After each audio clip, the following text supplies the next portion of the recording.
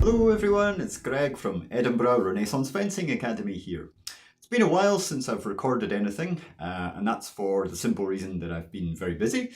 And one of the things I've been doing is expanding my fencing club, ERFA.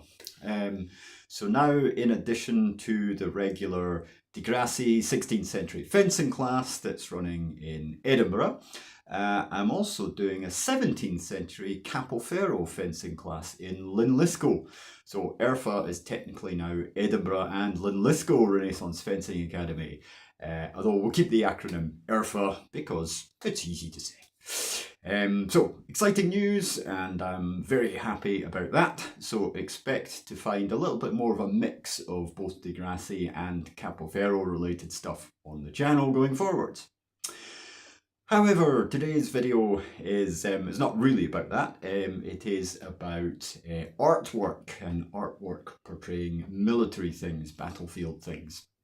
So I want to take a look at a couple of period paintings showing battle scenes, one from the 16th century and one from the 17th century, and talk a little about the things that we can potentially learn from such paintings from a martial and fencing perspective.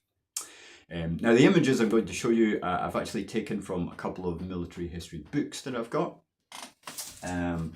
It's these two books. So we have The Renaissance at War by Thomas Arnold and Warfare in the 17th Century, which is by John Childs. Both of these books are in the Cassell's History of Warfare series, and I highly recommend them if you're into European military history. There's lots of good information here, stuff about battles, campaigns, the political context, equipment, tactics, lots of images of period paintings, maps, diagrams of gear, all that kind of stuff. So check these out if you're into military history. Now, let's get into the two paintings I want to show you and talk about what you can and what you can't learn from looking at period artwork.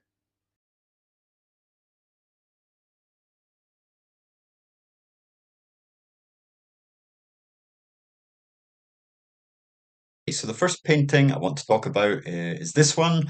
This is The Storming of Parma by the famous Italian Renaissance painter Tintoretto. So the painting was completed around about 1579, 1580, but it portrays events from the Siege of Parma, which took place in 1521. So that's right in the middle of the Italian Wars. First thing to say is that a battle scene like this is a little bit like a historical film from Hollywood in the modern day, in that it's not actually a literal representation or realistic representation of what happened in the battle. Artists frequently compressed events in time and space in order to tell a kind of story with a single image. And of course, they also embellished things to give the painting a more emotional heft, so to make it seem more heroic or more tragic or something like that. So in this painting, you can see a whole bunch of different stuff happening at the same time, such as soldiers storming a breach, others scaling the ladders, some fighting a battle on a bridge in front of the gate, while arquebusiers, or possibly musketeers, are arranged around some artillery pieces implausibly close to the city walls, firing away. While right in the foreground, we've got some soldiers repositioning themselves, perhaps they're reinforcements or something. So clearly, all of these events did not take place at exactly the same time in exactly the same position of the battle.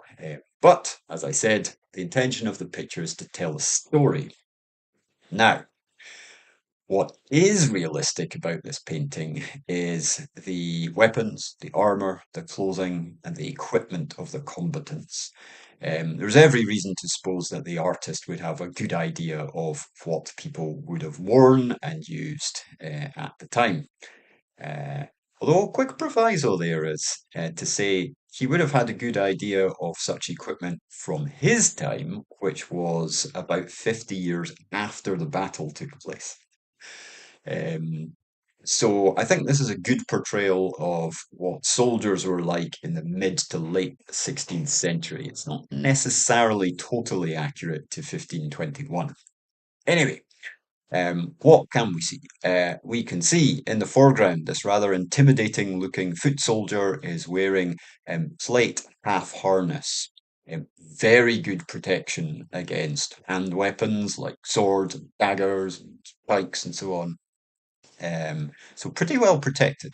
He's carrying a pike or spear slung over his shoulder and some kind of swept hilt sword or rapier in his right hand. So this is a well-equipped infantryman.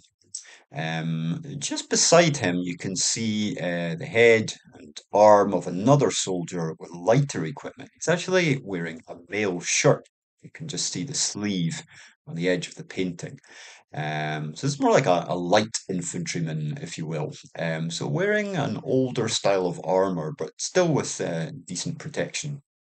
Meanwhile, the musketeers or arquebusiers around about the artillery emplacement behind are mostly wearing civilian clothes, um, though they do carry swords at their sides and are in the process of loading their guns. And they do all have, or almost all have, good open-faced steel helmets. There are a couple of people wearing civilian hats, but mostly with helmets. So that's interesting. There's basically a mix of people wearing really good quality armor and people wearing very little armor, essentially civilian clothes with a bit of head protection. You probably won't be able to see this detail on screen, but many of the soldiers scaling the ladders in the background are equipped with round target shields, the ropella, as it was called in Italian. And this makes perfect sense. It would give you good protection for getting up a siege ladder or for trying to get through a breach in the walls, for that matter. Um, so there you go. That's typical equipment for let's say, a mid to late 16th century European army. So it's interesting to think about what that might mean for people engaging in hand-to-hand combat in this situation. Um, Body armor would have made people pretty much immune to sword blows, but even the best quality armor still had obvious openings in it. For example, the legs, the face, and the hands. No one in this painting is portrayed wearing gauntlets or even gloves of any sort. They all have bare hands, presumably so their hands are available to perform tasks like loading guns and manipulating weapons, tightening straps on armor, clambering over rocks and rubble and all that kind of stuff.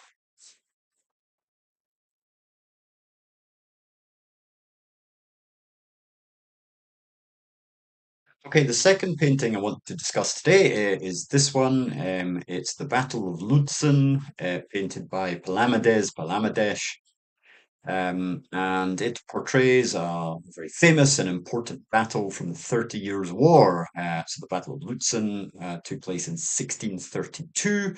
It was between the Swedish army led by famous King Gustavus Adolphus, portrayed here on his white horse in the middle of the painting, and the imperial armies of the Habsburg emperors.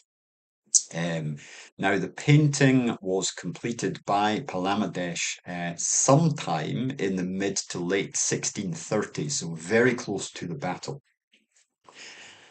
So, much like the Siege of Parma painting earlier, this one is almost certainly composite piece showing a bunch of different stuff that happened or may have happened at the battle, but compressed into a single image. Um, so don't take it too literally in terms of the maneuvers of the army, but once more, the equipment will be very accurate. And in this case, it's even more helpful than the other painting because this was completed only a few years after the battle took place. So this is an excellent portrayal of the equipment of a typical Western European army from the first half of the 17th century. So what can we see here? It does look a little different from the earlier 16th century piece, but not totally different. You can see a mixture of heavy and light cavalry engaged in battle in front. You can see the heavy cavalry with their black full plate armor. This would make them really, really invulnerable to the attacks of swords and similar hand-to-hand weapons. Um, while the light cavalry is equipped, or the riders at least are equipped with what are normally called buff coats. So these are kind of tough leather jackets or coats, which provide um, reasonable protection from sword blows, but by no means making the rider invulnerable. Um, so essentially, the light cavalry are exchanging heavy protection for greater speed and mobility. You might not be able to see so clearly on the screen, but in terms of the weapons, you can see one or two lances lying around on the ground, but most of the riders are either armed with swept hilt swords or pistols. And you'll note that the light cavalrymen are using pistols for the most part against their opponents. So the pistol would have had a pretty decent chance of penetrating the plate armor of the heavy cavalrymen. The heavy cavalry are using their swords, which, of course, with a decent, well-placed attack, would penetrate the armor of the lighter cavalry. Um, in the background, on the right-hand side of the painting, you can see a clash of two infantry regiments. So these regiments are a mix of musket-armed shot, as it was called. So basically, firearms-equipped troopers and pikemen, with a few officers keeping them in order. Now, I don't know if you can see these details at all, but the musketeers who are on the flanks of the formations are wearing swept hilt swords with what looks to me like long, narrow blades. So, in other words, they have rapiers as their sidearms, although, of course, their guns are their primary weapon. You can just about make out the officer there with his long red coat on, who's got some kind of pole arm, maybe a halberd or partisan. And you can't really make out the details of the pikemen in the background, but the musketeers themselves seem to be unarmored. The pikemen would be wearing some combination of partial plate armor and buff coats, so the tough leather armor. Once again, we get a decent impression from this artwork of what soldiers went to war with. And if we think yet again about the implications for hand-to-hand combat, there's a mix of people with no armor, light armor, and very heavy armor, and all kinds of weapons being mixed in together: swords, pikes, polearms, muskets, pistols. Um, So people would have to be prepared to adapt their fighting techniques, their fighting styles to take account of the different situations they might end up in combat. Um, so swords would have been useful in certain situations, and not in others. I would not want to take on one of these heavy cavalrymen with only a sword in my hand. So, that's enough for today's video. I really just wanted to, firstly, show you a couple of cool images of period battles, and secondly, give you an idea of what you can and can't learn from studying these paintings, so you can get a good sense of the equipment of soldiers, but don't take the paintings too literally, in terms of the actual events of the battles they are trying to portray. All right, so I will leave it there for today. I'll be back sooner or later with another video. Until then, take care, everyone, and I'll see you again soon. Bye.